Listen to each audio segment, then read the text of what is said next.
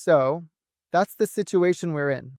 On one hand, an AI that draws perfect pictures helps us by vacuums and promises to make our lives calmer. On the other, an AI that displaces people from factories is potentially capable of unleashing unprecedented wars and calls into question the very structure of our society. And somewhere in the middle, an experiment where soulless algorithms turned out to be more humane than a real court. Let me start with what literally just blew my mind. The folks at Black Forest Labs, the very same ones who are behind Stable Diffusion, have released Flux Point 2.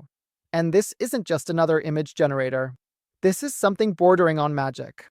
I remember when we were thrilled if a generative AI could depict a person with 5 fingers on a hand. Now, Flux Point 2 creates 4 megapixel images with such intricate light and shadow that it's almost impossible to distinguish them from real photographs. But the craziest part is the support for up to 10 reference images. Let me illustrate. Before, if you wanted to generate a cat in the style of Van Gogh sitting in a neon-lit New York, the AI would often turn it into a mess. Now you can upload 1. A photo of your cat, 2. The painting Starry Night, 3. A photo of Times Square at night. And the model, like a skilled designer, will carefully take the features of your cat's face, Van Gogh's brushstrokes, and the neon signs of New York and combine them into a single, logical, and photorealistic scene. Those creepy AI-ish artifacts are gone. And text. Before, getting a readable inscription in a generation was like winning the lottery. Now, Flux Point 2 consistently draws interfaces, infographics, and signs. This changes everything for designers, marketers, for anyone who creates content. We're talking about visual content now being producible on an industrial scale without a single trip to a stock photo site or hiring a photographer. This is no longer a toy. It's a tool that blurs the line between the real and the generated. But while some are teaching AI to see, others are teaching it not to distract. And this is perhaps an even more radical step. Sam Altman from OpenAI is slowly lifting the curtain on their new device. And it's not just another smartphone. They're pitching it as the anti-iPhone. Imagine a device whose core is not an endless stream of notifications, social media, and stress, but calm and productivity. A meditative experience, those are their words. My iPhone is my pocket-sized taskmaster. It constantly pulls at me, demands attention, sucks me into endless scrolling. The device from OpenAI, if the concept holds, should work the opposite way. It will integrate GPT models into daily life in a way that solves problems rather than creates them. Help with studies, work organization, content creation, all through an intuitive and minimalist interface. They want the AI to become your quiet intellectual partner, not a shouting jester. Prototypes already exist, and alpha testing is underway. I don't know if they'll succeed, but the very attempt to rethink our interaction with technology from consumption to mindfulness is a breath of fresh air. After a decade of technology increasingly fragmenting our attention, someone is finally trying to put it back together. Meanwhile, on the large language model front, there's a real battle of titans. November 2025 will go down in history as the month everyone released everything. Right after Gemini 3 Pro and GPT 5.1 with its Codex Max, Anthropic rolled out its new flagship, Claude Opus 4.5. And this isn't just we tweaked the quality a bit more. They made the model both more powerful and cheaper. It's as if you were sold a Ferrari at the price of a Ford Focus. What does this mean in practice? Imagine you give the AI a complex, multi-step task. Find all the bugs in this code, fix them, write tests, deploy it on the server, and send me a report. Before, at some step, the model could go off the rails, requiring your intervention. Opus 4.5, according to Anthropic, handles such long agentic sessions more stably. It has become a real workhorse. And at the same time, it saves tokens, up to 65% less for the same tasks. For a large company, that's savings of millions. But the most impressive part is the benchmarks. In SWE Bench Verified, one of the most respected tests for the ability to fix errors in real code, Opus 4.5 for the first time crossed the 80% barrier. Previous models stayed in the 74 to 77% range. In a number of tests for coding and terminal work, It's already ahead of both GPT 5.1 and Gemini 3 Pro. This tells us one thing. We are reaching a level where AI is becoming not just a programmer's assistant, but a full-fledged engineer capable of managing projects with minimal oversight. It no longer just answers questions. It does the work. And since we're talking about work, we can't ignore what's happening in China. While we in the West debate whether AI can write a masterpiece or cure cancer, China is solving a much more down-to-earth, yet no less shocking, task. It's removing people from manufacturing. We're talking about dark factories, plants where you don't need to turn on the lights because there are almost no people left. I read about the Medea factories, where a so-called factory brain operates. This is an AI that manages dozens of virtual agents, robots, and control systems. It assigns tasks itself, tells the remaining workers what to do via smart glasses, and optimizes operations. The result? Operations that used to take minutes are now done in seconds. Revenue per employee has grown by almost 40% since the mid-2010s. This isn't just automation. This is the creation of an entire digital organism. In the port of Tianjin, there, unmanned trucks unload ships under the control of Huawei's Optverse AI solver system. This system considers tens of millions of parameters, from ship schedules to crane limitations, and can reschedule in minutes instead of days. They are testing GPT, which analyzes video for safety control and could replace some human inspectors. The result?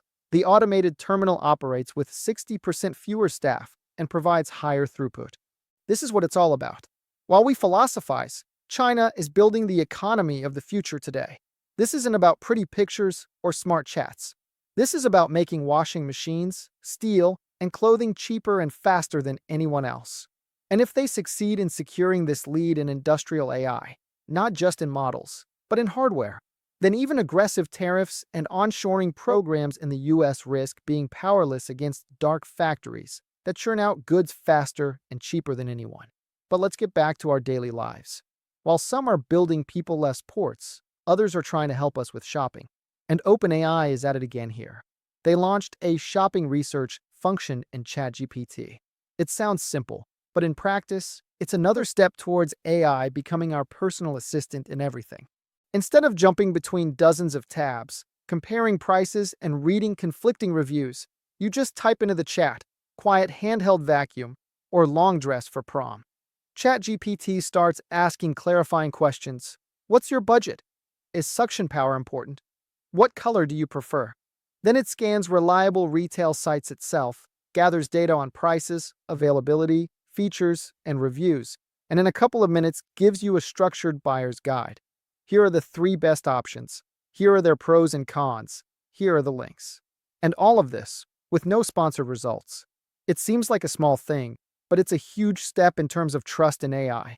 It's starting to take on the routine of decision-making, saving our most valuable resources, time and mental energy. And against the backdrop of all these rapid and, frankly, somewhat frightening changes, the voice of one of the godfathers of AI, Geoffrey Hinton, rings out like an alarm bell. He has issued another warning, and this time it's even more grim. His key message: the world is not ready for what AI brings. And these risks are not in the distant future. They are here now. The first risk is economic. Hinton states plainly, yes, productivity will skyrocket, but the benefits will be reaped first and foremost by capital owners, corporations. Millions of employees will be left jobless, and the market will not solve this problem on its own. The only way out, in his opinion, is government intervention up to and including the introduction of a universal basic income. Otherwise, we face an explosion of social inequality that will make current problems look like a light warm-up. But that's just the beginning. The second risk is military. Hinton stated that autonomous weapons controlled by AI pose a threat worse than nuclear weapons. And here's why. To create an atomic bomb, you need rare materials, huge factories, and complex technology. It can be controlled, to some extent, but autonomous weapons are, essentially, code. It can be copied onto a USB stick, stolen, and distributed around the world in seconds. A non-proliferation regime in such a situation is, in Hinton's words, practically impossible.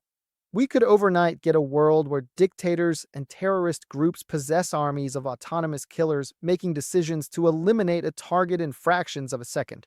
And finally, the most terrifying risk, the existential one.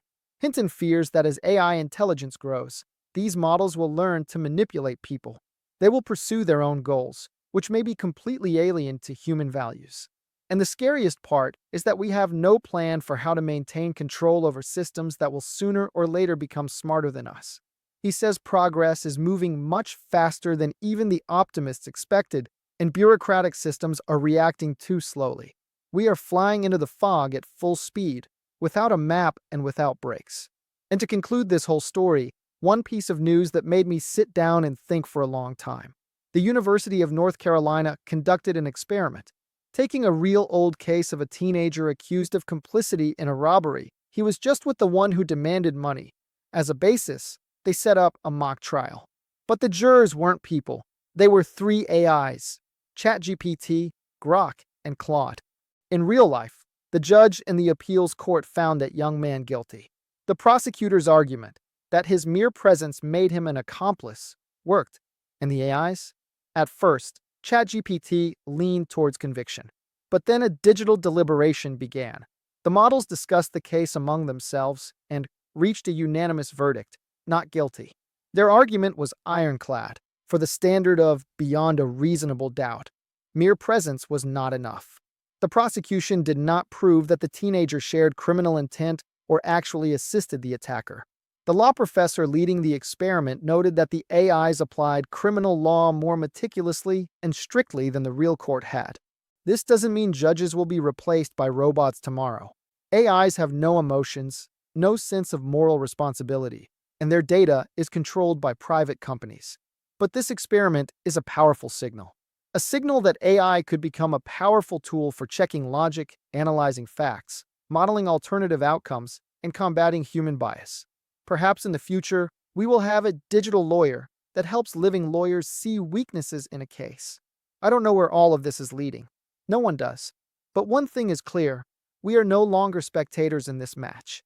We are all already on the court, and the ball of the future is flying right at us. It only remains to be seen how we will play it, or how it will play us.